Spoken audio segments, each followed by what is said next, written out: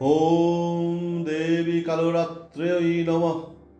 जा देवी सर्वभूतेषु मां कालरात्रिरूपेण संस्थिता नमस्तस्यै नमस्तस्यै नमस्तस्यै नमो नमः। नमस्तस्यै नमस्तस्यै नमस्तस्यै नमो नमः। नमस्तस्यै नमस्तस्यै नमस्तस्यै नमो नमः। सुप्रभात। आज 28 सेप्टेम्बर नवरात्रिर सप्तम दिन। दिनटी नवरात्रिर मध्य सबथेके गुरुत्वपूर्ण दिन। এই দিন দেবী দুর্গা তার সপ্তম অবতার বা কালরাত্রি রূপে অবস্থান করেন। দেবী কালরাত্রি নামের অর্থ ভয়ঙ্কর অন্ধকার অথবা তমসাচ্ছন্ন রাত।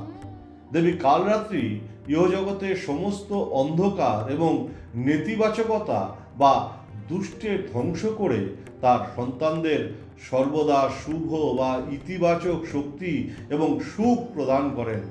কালরাত্রি দেবী অন্ধকার ও অজ্ঞতা দূর করে আলো ও জ্ঞান লাভের প্রতীক। জনশ্রুতি অনুযায়ী শুম্ভ ও নিশুম্ভ কঠোর তপস্যায় ব্রহ্মার বরপ্রাপ্ত পুরাণোক্ত শক্তিশালী অসুর ভাতৃদ্বয় এবং তাদের সেনাপতি রক্তবীজ, যার শরীর থেকে এক ফোঁটা রক্ত মাটিতে পড়লে সেখানে তার মতোই শক্তিশালী ও অস্ত্র সমৃদ্ধ নতুন রক্তবীজ অসুর জন্ম নিত। এই তিনজনে ত্রিলোক জয় করে দেবতাদের স্বর্গ থেকে বিতাড়িত করে। এই তিন অসুরকে বধের জন্য দেবী দুর্গাকে মা কালরাত্রির রূপ ধারণ করতে হয়েছিল। দেবী মাহাত্ম্যম অনুসারে দেবী দুর্গা তার সপ্তম অবতার রূপে শুম্ভ নিশুম্ভ অসুর ভ্রাতৃদ্বয় এবং তাদের সেনাপতি রক্তবীজের ঔদ্ধত্য ও অহংকারকে পরাজিত করেন এবং তাদের বধ করেন। দেবীর শরীর অন্ধকারের মতো কালো, মহাবিশ্বের মতো বিশাল এবং গোলকার ত্রিনয়ন, নিঃশ্বাসে প্রশ্বাসের সঙ্গে ভয়ঙ্কর অগ্নিশিখা প্রবাহিত হতো।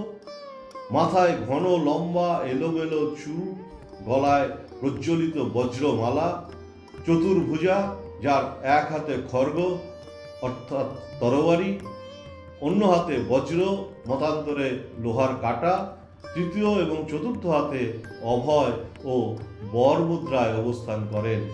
দেবীর মাথায় ঘন লম্বা এলোমেলো চুল থাকার জন্য তাকে মা এলোকেশী নামেও অভিহিত করা হয়। দেবী কালরাত্রি দুষ্টের দমন করেন, সকল ভয় ও বাধা থেকে মুক্ত দান করেন। তাই তিনি শুভ ফলের দেবী, শুভঙ্করিণী নামেও পরিচিতা। মা কালরাত্রির বিশ্ববাসীর সমস্ত পাপ ও বাধা বিঘ্ন নাশ করে সুখ শান্তি প্রদান করবেন, আন্তরিকভাবে এই প্রার্থনা করি। নমস্কার।